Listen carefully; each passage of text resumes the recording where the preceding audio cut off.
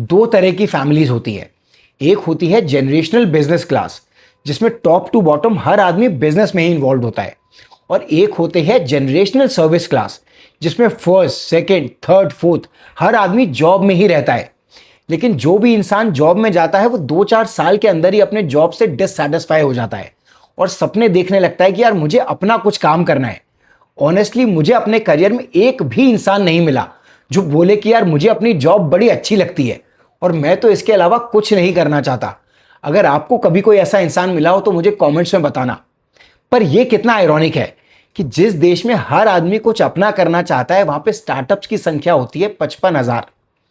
यानी कि इतने करोड़ की वर्कफोर्स में सिर्फ 55,000 लोग ही अपना नया काम शुरू करते हैं। आप आर्ग्यू कर सकते हो कि यार ये तो है ना रजिस्टर्ड स्टार्टअप्स है, इसके अलावा भी काफी लोग अपना काम करते हैं लेकिन रजिस्टर नहीं कराते। अगर इस आर्ग्यूमेंट को सही मान भी लिया जाए तो ऐसे लोग कितने होते होंगे? 55,000 और 1 लाख, 2 लाख, यानी कि कुल मिला के हो सकता है 3-4 लाख लोग अपना काम शुरू करते हो। लेकिन करोड़ की वर्कफोर्स में ये तो एक बहुत ही छोटा फ्रैक्शन है। मतलब कितना छोटा नंबर। फिर इसकी वजह क्या हो सकती है? क्या अपने दोस्तों से बात करके उनसे अपना प्रॉब्लम शेयर करके आपका कुछ करने की अर्जेंसी कम हो जाती है?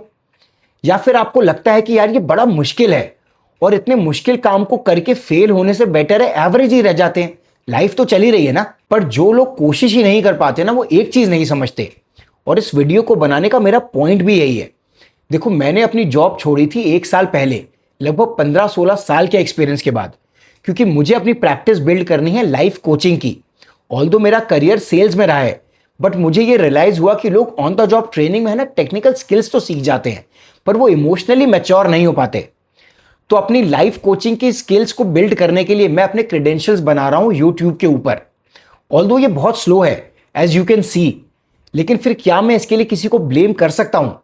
मैं इसके लिए किसी आदमी को या फिर किसी भी सर्कमस्टांस को ब्लेम कर ही नहीं सकता, क्योंकि मैंने ये डिसाइड खुद किया है कि मुझे क्या करना है। तो फिर मेरे पास कोई चॉइस है ही नहीं फाइट मारने के अलावा। साइंस भी यही कहती है, जब आप खुद कुछ चूज करते हो तो आपके स्टैटिस्टिकली सक्सेसफुल होने के चांसेस होते हैं ज्यादा। इसे बोला जाता है सेल्फ डिटर्मिनेशन थियरी। यह थियरी बोलती है कि जब आप खुद कुछ चूज करते हो तो आपको greater degree of self control मिलता है, और ये कंट्रोल ही आपको ड्राइव और मोटिवेट करता है मुश्किल टाइम में भी चलते जाने के लिए। और अगर आप मुश्किल टाइम में भी चलते जाते हो तो it is just a matter of time before you become successful. So मेरा पॉइंट यह है कि नंबर 1, अगर आप कुछ करना चाहते हो। नंबर 2, अगर आपने कोई गैप आइडेंटिफाई कर लिया है जिससे आप फिल करने के लिए तैयार हो। एंड नंबर 3, यू बिलीव कि आप कर लोगे, तो फिर आपको डेफिनेटली रिस्क को लेना ही चाहिए। देखो, जितनी भी बिजनेस फैमिलीज है ना वो बड़े एम्पायर्स बने ही इसलिए क्योंकि किसी एक आदमी ने बिलीव किया कि यार इसे मैं कर लूंगा। उसके पास परफेक्ट प्लान तो डेफिनेटली नहीं रहा होगा, उसको सिर्फ ये पता होगा कि मुझे इसे करना है, और फिर उसने सिचुएशंस और अपॉर्चुनिटीज को अपने हिसाब से किया होगा मैनेज। तो अगर आप भी कुछ करना चाहते हो ना तो बड़े प्लान्स और परफेक्ट प्लान्स बनाने में टाइम को मत वेस्ट करो, शुरू कर दो। देखो, किसी भी दिन trying and failing is infinitely better than not trying. मुश्किल डेफिनेटली होगा, लेकिन अपने बिजनेस में हमेशा याद रखना, एक प्रिंसिपल आपको हमेशा बहुत फायदा देगा।